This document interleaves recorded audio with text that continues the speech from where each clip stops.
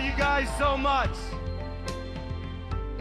Well, the sports world today is mourning the loss of longtime Colts owner and CEO Jim Irsay, who died yesterday at the age of 65. The team announcing that he passed peacefully in his sleep. As we welcome you to NFL Live, I'm Hannah Storm, and on NFL Live today, we'll talk about the considerable legacy of Jim Irsay, a man remembered for taking over the franchise at a young age. It was his family business and creating a team that has had an indelible impact upon the city of Indianapolis. Irsay did so, forging a strong bond with his players and staff and the fan base, leading with passion and creating a Super Bowl champion alongside a powerful legacy in the field of mental health. Here's Michelle Beisner-Buck with more.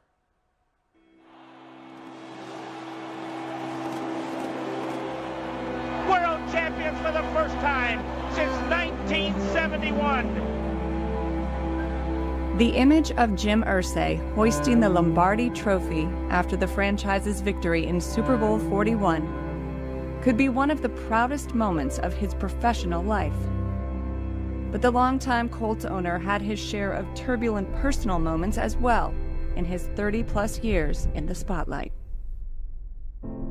Jim's father, Robert, purchased the Colts in 1972, and after he infamously moved the team from Baltimore to Indianapolis in 1984, the elder Irsay named his son as general manager. Over the next 14 seasons at the helm, the Colts won fewer than 40% of their games and made 3 playoff appearances.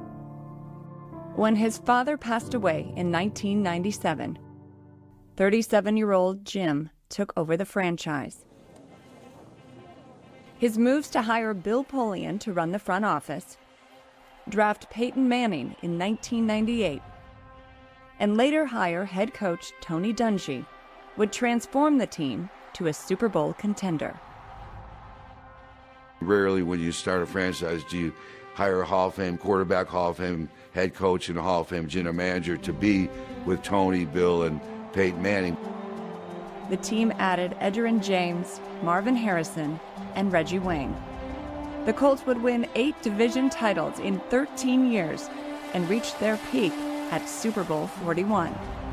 Now we're world champions. Manning left the team in 2012, and the Andrew Luck era began.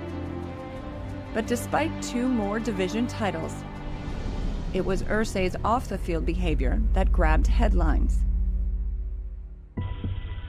Oh, okay, I understand. 1001. In March 2014, Irsay was arrested under suspicion of DUI and drug possession, and later pled guilty to a misdemeanor charge. In November 2023, on a profile that aired on HBO's Real Sports, Irsay says that arrest was because I am prejudiced against because I'm a rich, white billionaire. The same interview detailed Irsay's addiction to alcohol and drugs. He says he entered rehab at least 15 times and quit drinking in 2002. Irsay also recounted one of his lowest points, an overdose, when the doctor told him, quote, "Jim, you're one lucky man, because I signed virtually the death certificate."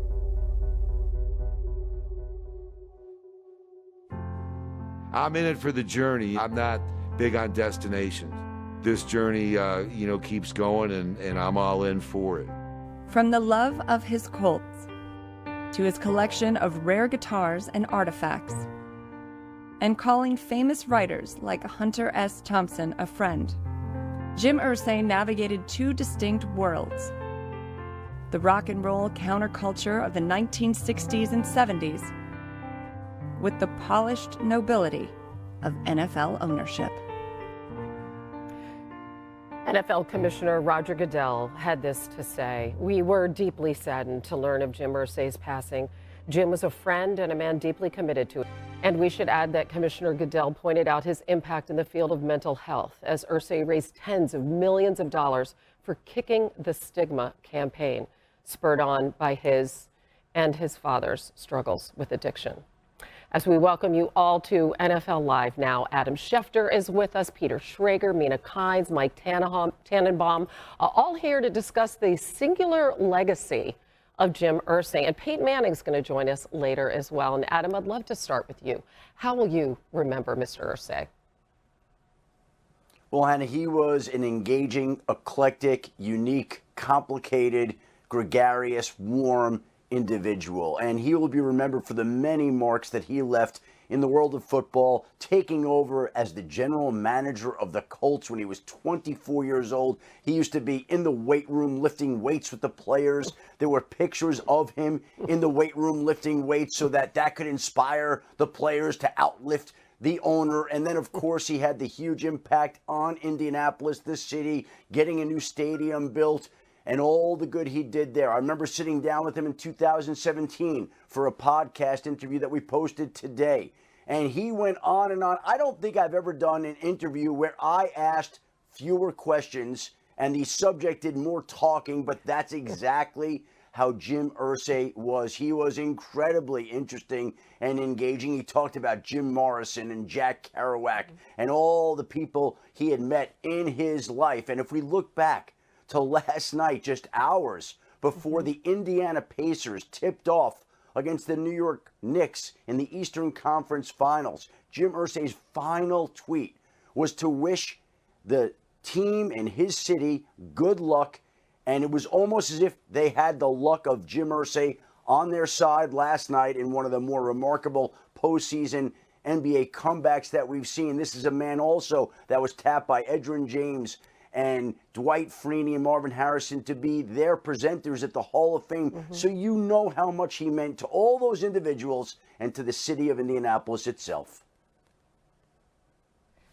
I mean, so many people can speak more holistically to who he was as a person, what he meant to his players. I'm really looking forward to hearing from Peyton in that respect. I'll just speak to something he did that I think was integral to the reputation of the league that we all cover, and that was 3 years ago when he became the first owner to publicly state, breaking ranks in the way and doing so, that there was merit to removing Dan Snyder as the owner of the Commanders. For those who have forgotten, Snyder at that point had faced allegations of overseeing a toxic workplace, sexual harassment himself, financial impropriety, would later pay fines for that. But up till that point, no one in that close-knit circle of owners had ever said anything publicly like that. And I think the fact that Jim Irsay did so just reflected who he was, which was a true original and someone who was always willing to speak his mind.